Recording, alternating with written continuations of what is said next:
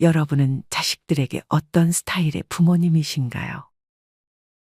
누군가는 자식이 잘 됐으면 하는 마음에 자식들의 선택에 자신의 의견을 따르게 하고, 누군가는 똑같이 자식이 잘 됐으면 하는 마음에 자식이 어떤 선택을 하든 요청하기 전에는 자식의 일에 참견하지 않습니다. 전자와 같은 스타일의 부모님들은 다음과 같은 생각을 합니다. 자식을 믿고 싶은데 하는 행동을 보면 도무지 믿음이 안 가요. 반면 후자의 경우는 다음과 같은 생각을 합니다. 저는 30대 두 아들을 두고 있는데 크게 바라는 거 없이 잘 살고 있어요. 성인 됐으니 이제 독립적으로 잘 살라고 말도 했고요.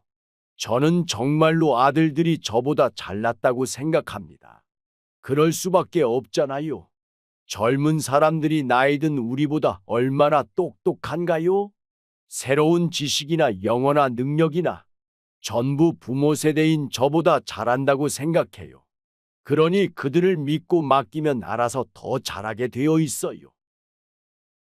정말 이렇게 자식들이 더 잘났다고 생각하는 분들도 있지만, 설령 그렇게 생각하지 않더라도 우리는 자식들 앞에서는 다음과 같은 태도를 보일 필요가 있습니다. 그저 자식들이 어떤 선택을 하든 믿어주는 것입니다. 이를 위해서 우리는 아무리 자식들의 생각이나 의견에 동의하지 못한다 하더라도 바보인 척을 할 줄 알아야 합니다. 바보인 척하라니 이게 무슨 말씀인가 싶으실 것입니다. 이는 우리 부모님들이 정말 바보라는 것이 아니라 자식들이 그 어떤 의견을 내세우더라도 아무것도 모르는 사람처럼 그저 들어주며 자식들이 스스로 선택을 하게끔 유도하는 것입니다. 자식의 의견이 설령 마음에 들지 않는다 하더라도, 자식의 선택이 안 좋은 결과로 이어지더라도 자식들은 그 선택을 자기 스스로 내림으로써 그 과정에서 또한 많은 것을 깨달을 것입니다. 이런 깨달음은 다 자식들에게 피가 되고 살이 됩니다. 성인이 되고 결혼까지 했음에도 이사를 가거나 차를 살 때도 부모님에게 전화의 허락을 받는 자식들이 있습니다. 이렇게 지나치게 부모에게 의존하게끔 자식을 키운다면 자식은 자기 혼자인 상황에 놓였을 때 아무리 나이가 들어도 혼자 판단을 할 수 없게 됩니다. 반면 나이가 많지 않아도 어떤 결정에 있어서 자식이 스스로 판단하게 하는 습관을 길러준다면 20대 초반의 나이일지라도 독립적인 사람으로 자랄 수 있습니다. 이렇듯 우리는 자식이 어떤 선택을 하든 지금 이 순간부터라도 믿고 맡기는 연습을 해야 합니다. 그렇다면 어떻게 하는 게 자식을 믿어주는 것일까요? 자식을 믿어주기 위해서는 첫째, 한 걸음 물러서기를 실천해야 합니다. 여러분은 헬리콥터 부모라는 말을 들어보셨나요? 헬리콥터 부모란 자식의 머리 위에서 헬리콥터처럼 떠다니며 부모의 권위를 내세워 모든 일에 지나칠 정도로 간섭하려 드는 부모를 의미합니다. 경기도에 사는 58세 최정숙 씨는 대학을 졸업한 아들에게 불만이 많았습니다. 최 씨의 아들은 취업을 준비하면서 마케팅과 관련된 직무에 관심이 많았습니다. 하지만 최 씨는 아들이 그냥 안정적인 공무원이 되기만을 바랬습니다. 무슨 마케팅이야? 그런 직업은 안정적이지가 않잖아. 그냥 공무원 시험 봐. 네가 아직 사회를 몰라서 그래. 엄마 말 들어. 그렇게 최 씨의 아들은 엄마의 강요에 못 이겨 공무원 시험을 준비했지만 관심이 없는 분야라 동기부여가 되지 않았고 자신이 원하는 삶을 선택하지 못했다는 생각에 좌절감을 느꼈습니다. 최 씨의 아들은 그렇게 3년째 공무원 시험 준비를 하다 결국 시험에 합격하지 못했고 공무원이 되기를 포기했습니다. 최 씨의 아들은 엄마 때문에 3년이라는 시간을 잃어버렸다며 엄마를 크게 원망했습니다.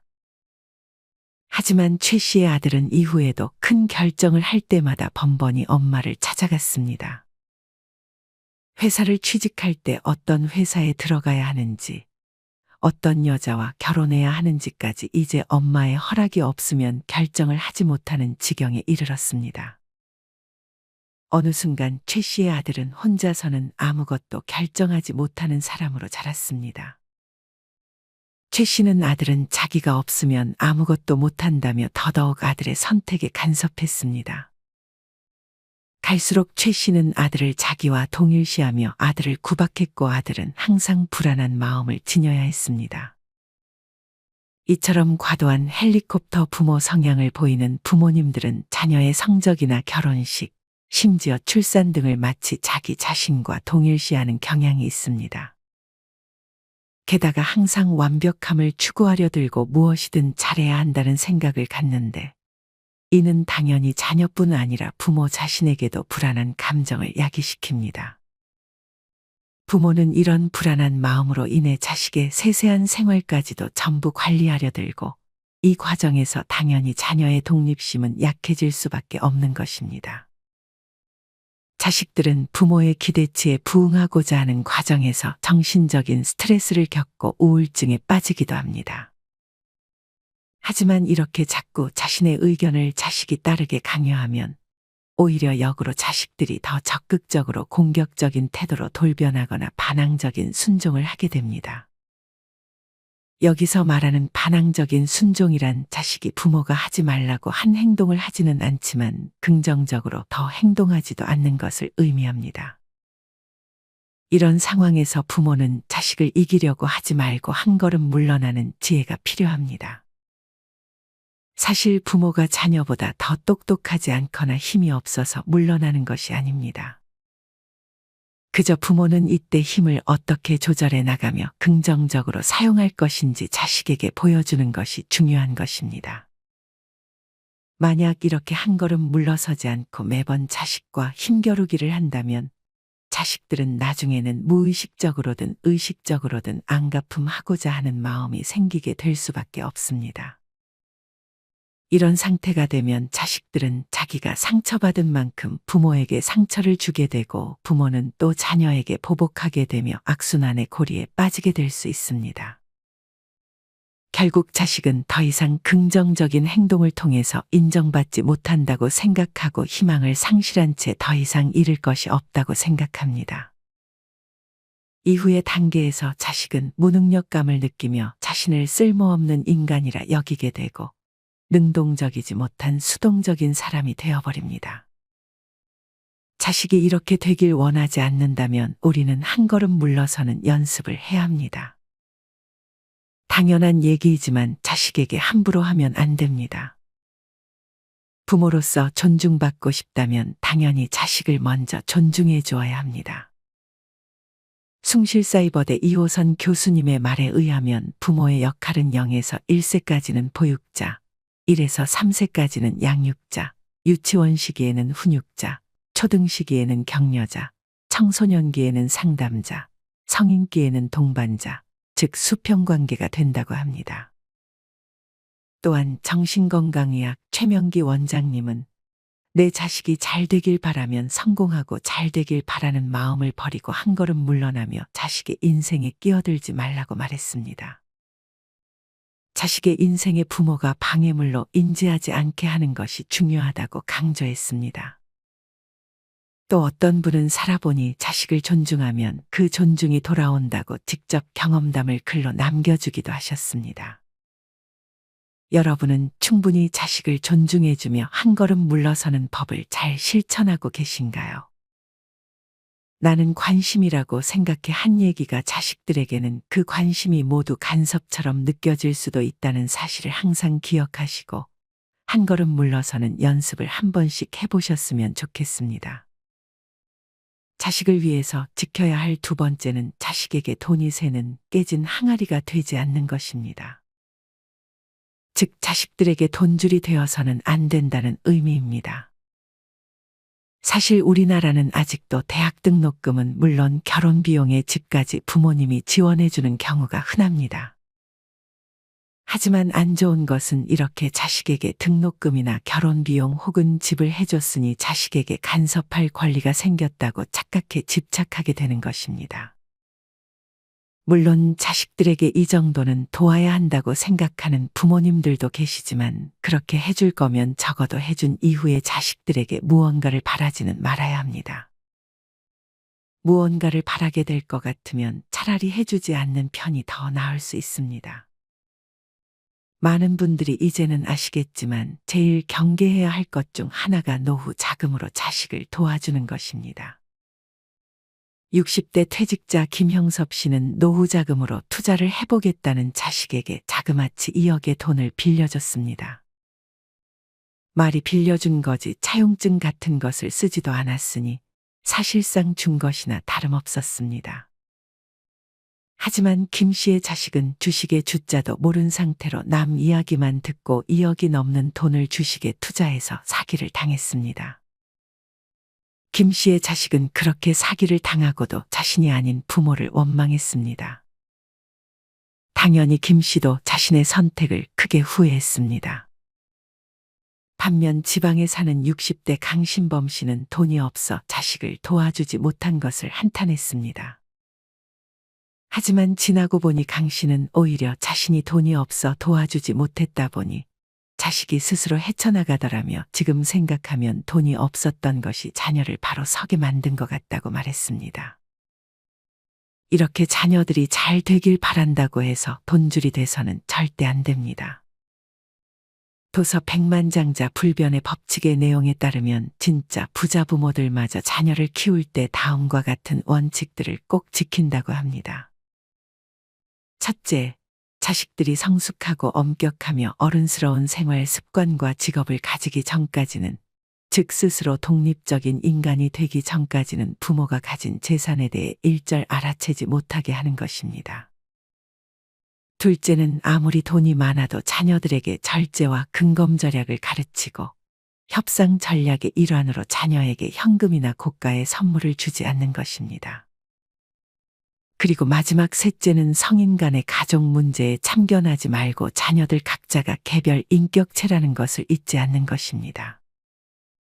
사실 자식에게 즉각적인 경제적 도움을 준다면 이는 부모님의 만족일 뿐 자식에게는 별로 도움이 되지 못하는 경우가 많습니다.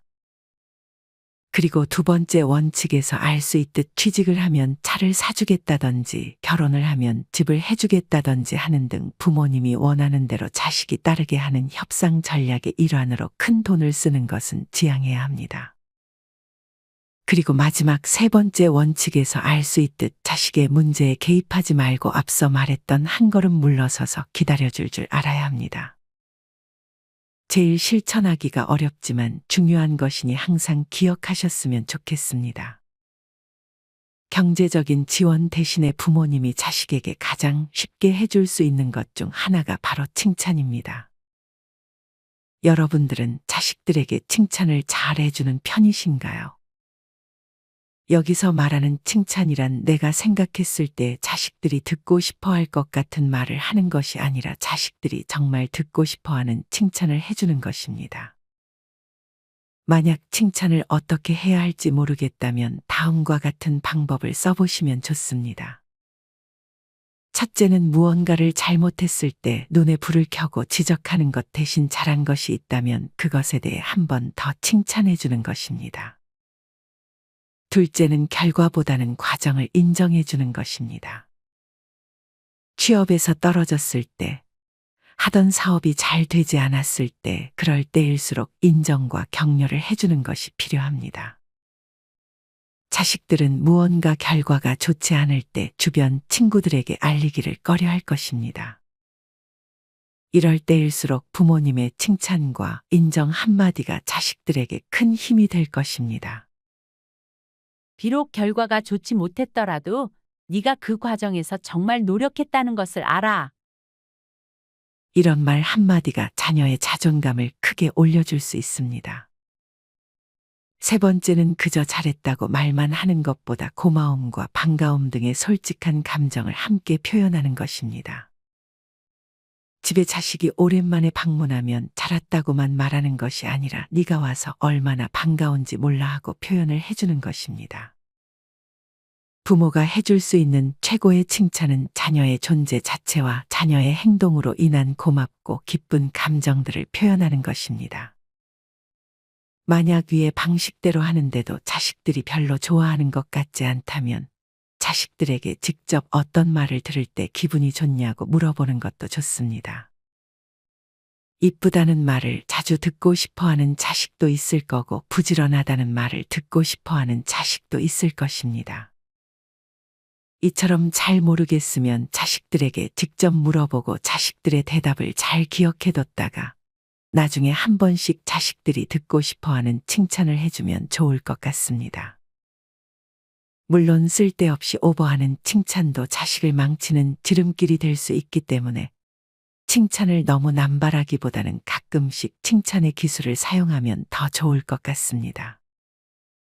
자식을 위해서 지켜야 할 세 번째 지혜는 자식 앞에서 어른답게 행동하는 것입니다. 자식들이 다 컸는데도 불구하고 아직까지도 자식 앞에서도 욕이 입에 붙어 있고 남들과 비교하는 부모님들이 계십니다.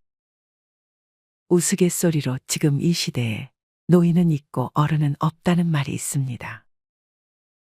이는 즉 나이는 들지만 진정한 어른으로 자라는 사람들이 그렇게 많지는 않다는 의미입니다. 하지만 우리는 자식이 다 컸더라도 자식들 앞에서만큼은 어른의 모습을 보여줄 필요가 있습니다. 부모 자식 관계에서 다음과 같은 명언이 있습니다. 당신의 자녀는 당신이 되어갈 것이다. 그러므로 당신은 당신이 원하는 모습이 되어야 한다. 자식들의 앞에서 안 좋은 모습을 보인다면 자식들이 무의식적으로 그 행동을 닮아갈 수 있다는 사실을 꼭 기억해야 합니다. 서울에 사는 38세 이미영 씨는 엄마의 전화가 오면 한숨부터 쉬었습니다. 이 씨의 엄마는 이 씨가 전화를 받으면 첫 마디가 이 씨에 대한 비난으로 시작했습니다. 이 씨를 비롯한 자식들 모두 사회적으로 나름 성공하고 어릴 때 사고 한 번 치지 않았지만 엄마의 눈에는 자식들의 단점만 보이는 것 같았습니다. 이 씨의 엄마는 잘하는 것에 대해 칭찬은 절대로 하지 않고 단점에 대해서만 지적하고 비난했습니다. 반대로 자식들이 엄마의 단점을 한 번 지적하면 난리가 났습니다. 결국 이 씨를 비롯한 자식들은 이 씨의 엄마와 최대한 멀리 떨어져 살았습니다. 이 씨 엄마의 모습은 전혀 성숙하지 못한 어른처럼 보입니다. 이런 사례도 있었습니다. 취업한 딸이 엄마를 데리고 여행을 여러 번 갔습니다. 딸은 엄마에게 물었습니다. 이렇게 돈 벌어서 엄마 데리고 여행 다녀주니 고맙지? 하지만 엄마는 딸에게 네가 당연히 해야지. 네가 그럼 그 정도도 안 하면 되겠냐고 말했고 다시 물어도 고마운 마음은 절대 없다고 답했습니다. 그 이후로 딸은 엄마를 데리고 다시는 여행을 가지 않았습니다. 딸의 물음에 저렇게 답하는 것은 별로 좋은 답은 아니라는 생각이 듭니다. 그렇다면 자식들 앞에서 어떤 점을 주의해서 말을 해야 할까요? 가장 중요한 것은 습관적으로 하소연을 하지 않는 것입니다. 네가 그러면 엄마가 힘들어. 안 그래도 힘든데 너까지 왜 이래? 내가 널 어떻게 키웠는데 와 같은 하소연을 하는 부모님들이 있습니다. 하지만 이런 말을 듣고 자란 자식들은 결국 부모화가 된다고 합니다. 부모화라는 것은 부모와 자식의 역할이 뒤바뀌어서 오히려 자식이 부모를 위로하는 상태를 의미합니다. 하소연을 하는 것은 별로 좋지는 않지만 누군가에게 하소연을 하고 싶다면 자식들이 아닌 친구나 지인에게 하는 것이 좋습니다. 물론 하소연도 너무 남발하면 친구와 지인도 별로 좋아하지는 않을 것입니다. 자식에게 하소연을 하는 것은 부모로서 하지 말아야 할 대표적인 행동 중 하나입니다. 앞서 자식들이 듣고 싶어하는 칭찬을 해주는 것이 중요하다고 했는데 이에 못지않게 중요한 것이 자식들이 상처받는 말을 하지 않는 것입니다. 이것도 마찬가지로 자식들에게 혹시 내가 한 말 중에 너에게 상처가 되는 말이 있니? 라고 물을 수 있어야 합니다. 정리하면 자식들 앞에서 욕을 하거나 습관적으로 하소연을 하는 등의 행동은 피하고 자식들 앞에서 어른스럽게 행동하는 모습을 보여주는 것 자체만으로 자식들이 잘 되는데 큰 도움이 될 것입니다. 자식에게 한 걸음 물러서기 위해 할 수 있는 마지막 네 번째는 우리 부모님 자신의 인생을 사는 것입니다. 이 말은 아마 질리도록 들어보셨을 것입니다. 하지만 그만큼 중요하기 때문에 많은 전문가 분들이 이런 말씀을 하시는 것 같습니다. 사실 60대 이후가 되면 가장 활발하게 자기에게 투자하고 버킷리스트를 실행하기 정말 좋은 나이인 것 같습니다. 물론 어느 정도의 돈과 건강이 기본 전제가 되는 것은 사실입니다. 하지만 돈이 없더라도 할 수 있는 것은 꽤나 많습니다. 도서관에서 책을 무료로 볼 수 있고 무료 지하철을 이용해 근교 여행을 가는 것은 전혀 돈이 들지 않고도 할 수 있는 일입니다. 그리고 이제는 자식들에게 돈을 물려줘 봐야 자식들 싸움의 온상이 될 확률이 높습니다. 나이가 들수록 이젠 자신을 위해 돈을 쓸 줄 아는 능력이 대단한 능력 중에 하나라고 생각합니다. 순천에 사는 60대 김상범 씨는 자식에게 재산을 물려주는 것 대신 산티아고 순례길을 완주하는 버킷리스트를 실행했습니다. 3주쯤이 지날 무렵 혼자 걷다가 넘어지며 피가 나는 사고도 발생했지만 각국의 다양한 사람들을 만나 인간의 따뜻함을 경험했고 나와 가장 깊이 연결된 소중한 시간을 보냈다며 크게 만족해했습니다. 대구에 사는 59세 정범현 씨의 버킷리스트는 열심히 공부해서 노자와 장자를 조금이라도 이해하는 것이었습니다. 경제적으로 여유치 않았던 정 씨는 돈이 들지 않는 도서관을 매일 찾아 책을 읽으며 자신의 버킷리스트를 실행했습니다. 이처럼 돈이 있으면 그 돈을 자신에게 투자하면 되는 것이고 여유가 없다면 돈이 들지 않는 것 중 자신이 하고 싶었던 것을 하며 우리 자신의 인생을 살면 됩니다. 여러분의 버킷리스트는 무엇인가요? 그중 내가 지금 할 수 있는 것 하나만 정해서 바로 실천해 보는 것은 어떨까요? 오늘은 이렇게 부모-자식 관계를 주제로 영상을 만들어 봤습니다.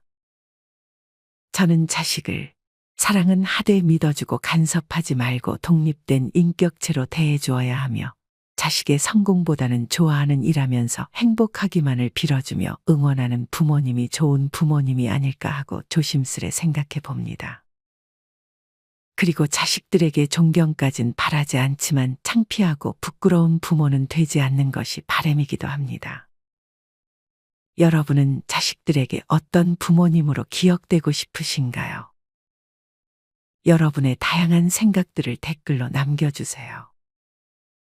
이상으로 오늘의 영상을 마치겠습니다. 우리 모든 구독자분들의 행복한 여생을 응원합니다. 다음에 더 좋은 내용으로 찾아뵙겠습니다. 감사합니다.